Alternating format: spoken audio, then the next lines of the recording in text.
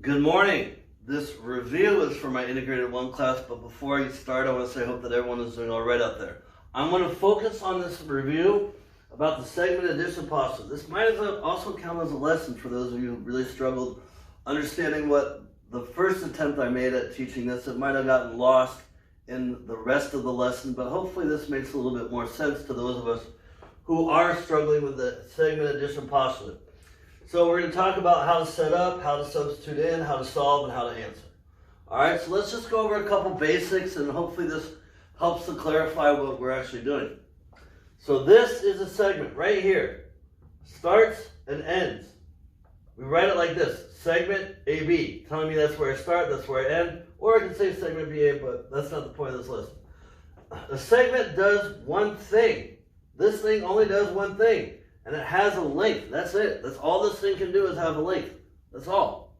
Right? And we say AB, without that mark, AB is equal to a number, which that number is the length. And so if I was to translate this, it would translate as the length from A to B is this length, this number. And if we were to cut segment AB, we were to cut segment AB anywhere between the points A and B, right? We're going to cut those are supposed to be scissors. We can label where we cut as point C. So the length of AB is still the same length, except now it has two parts. So we could say that the length from A to C plus the length from C to B, right? So we can talk about this length like this. That is still the same length as A to B. So from A to C plus C to B is the same as the length from A to B. So we get the segment addition postulate. That's what the segment addition postulate is. So if I have this picture, which is the length from A to C plus the length from C to B, and that equals the length from A to B. Let me fix that. That equals the length from A to B. So A to C, from C to B, that is the length from A to B. This is setting up the segment addition postulate. So this is the first part of our review, how to set up. You try setting up the segment addition postulate for this. Hit pause and try it. It'll only take a second. Hit pause and try it. Hit pause and try it. You don't learn if you don't try. You don't learn if you don't try. All right, hopefully you hit pause. I'm back, and here is the segment addition postulate hopefully you wrote. The length from R to T plus the length from T to S is equal to the length from R to S. All right, so I'm going to go ahead and clean this up, come back and talk about the last three parts, and hopefully it makes sense to you guys. And I think if you go through this problem a couple times successfully, it gets to be a lot easier, and you go, oh my gosh, I can absolutely do this. So let me clean this up, and I'll be back. I'm back, so let's go ahead and go through the entire process of doing the segment addition postulate. I have an example that I'm going to work out.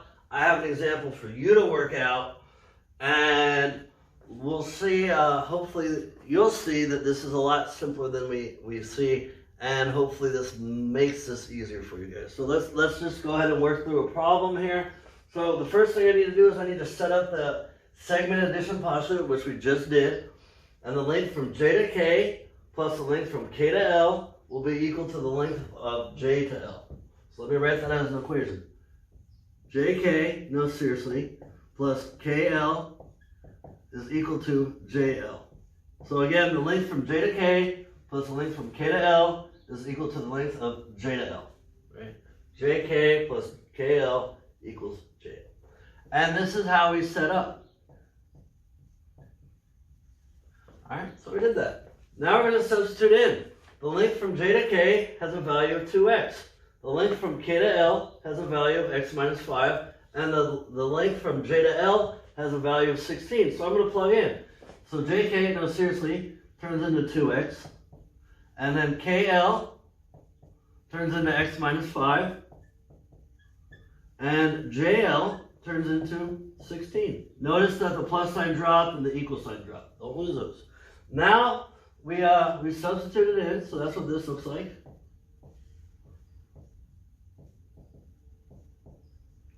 Okay, and now we're going to solve. Well, guess what? We know how to solve. It's our 6 steps.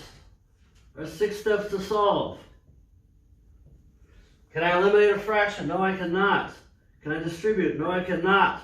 Can I combine like terms on each side of the equal sign? Yes, I can. I can put 2x and x together. That gives me 3x's. 3x minus 5 equals 16.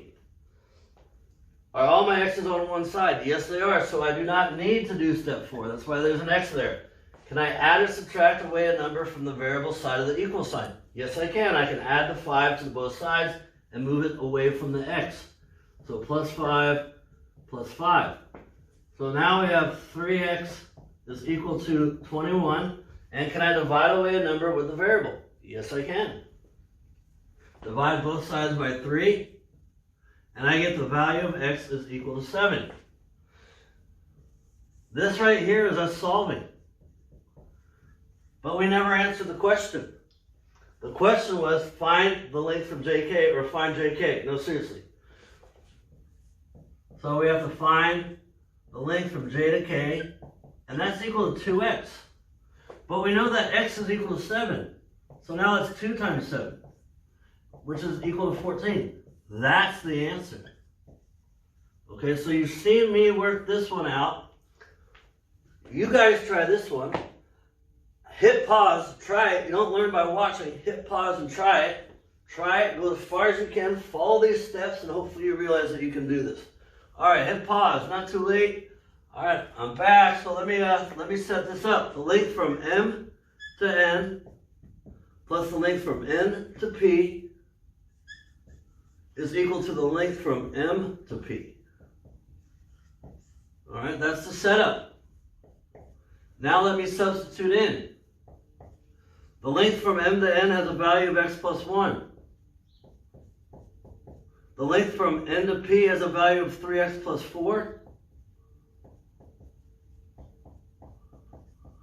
And the length from M to P has a length of 2x plus 23. All right, so now we go through our 6 steps.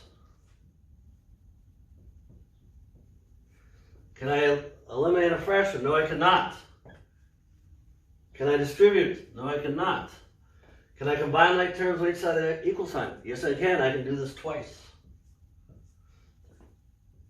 X plus 3x, that's 4x. 1 plus 4, that's 5. And that equals 2x plus 23. I wrote this a little bit too close, I'm sorry. I'm sorry, let me write this a little bit better. I made a mistake with this. Pay attention, buddy. All right, so that becomes 4x plus 5 equals 2x plus 23. Okay.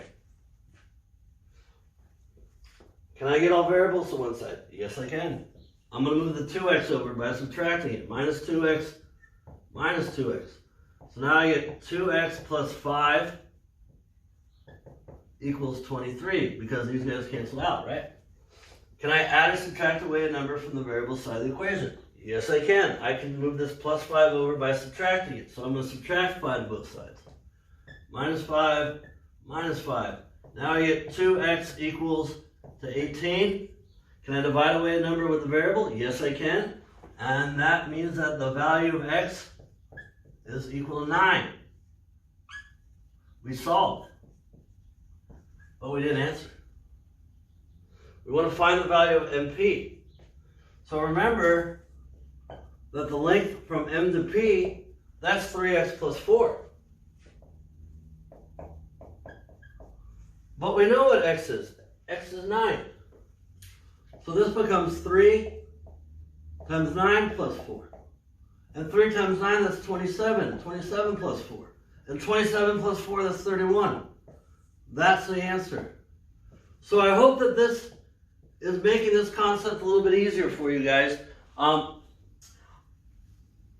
again, I hope that you tried it on your own. You didn't just watch me do it. You don't learn by just watching, you learn by doing. You got to remember that. You learn by doing. So I'm going to go ahead and end this here. Oh, and by the way, I'm going to make one more video for Angle Addition Postulate. It's basically the same thing.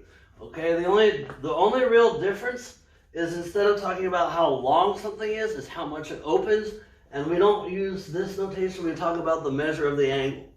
So I'm going to end this here. Again, I hope everyone is doing all right out there. Have a great day, everybody.